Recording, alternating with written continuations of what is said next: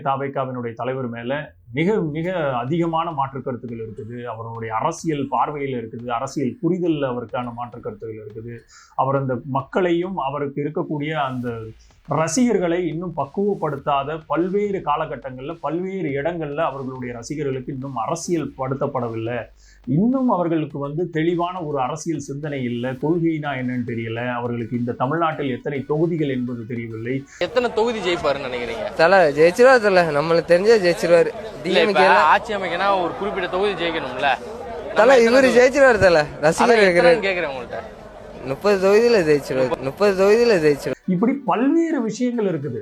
இந்த தமிழ்நாட்டு மக்களுக்கான அரசியல் என்னங்கிறத கற்றுக் கொடுக்கல அப்படிங்கிற மாதிரி பல்வேறு விஷயங்களை நீங்கள் அவர் மேல வைக்கக்கூடிய ஒரு அரசியல் விமர்சனங்களாக இருக்கும்போது இப்படி ஒரு தனி மனித ஒரு சுதந்திரத்துக்குள்ளார போய் ஒருத்தரை தரம் தாழ்த்தி விடலாம் என்று தமிழகத்தினுடைய அந்த அரசியல் தளத்தை திருப்பியும் எந்த கட்சி பண்ணாலும் நான் திருப்பி அதான் சொல்றேன். அதுல எந்த கட்சி பண்ணினாலும் உடனே திமுகவிலிருந்து ஒரு சில பேரை கொண்டு இவர் பேசுறது தவறு இல்லையான்னு கேட்கறதுக்கு நம்ம மக்கள் வருவாங்க.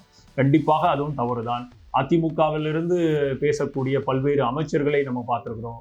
எங்க அந்த தவறை சுட்டி காமிக்கும் போதுதான் அரசியல் தளத்துல தமிழகம் எதற்கு இன்னும் முன்னோடி மாநிலமாக அரசியலை கடந்து மனிதத்தை மட்டுமே நேசிக்கக்கூடிய ரிலீஜியஸா இந்த நாடு இந்த தமிழக மண் இன்னும் ஒரு வெறுப்பு அரசியலுக்குள்ளேயும் வெறுப்பான ஒரு சமூக சூழ்நிலைக்குள்ளேயும் போகாததுக்கு காரணம் பெருவாரியான மக்கள் இந்த மாதிரி நீங்கள் பண்றதையும் சரி, இது மாதிரி செயல்கள் நடக்கும் போதும் ஒவ்வொரு வாட்டியும் சுட்டி காட்டும் போதுதான் அதற்குரிய ஒரு பகுப்பாய்வு நடந்து கொண்டே இருக்கிறது.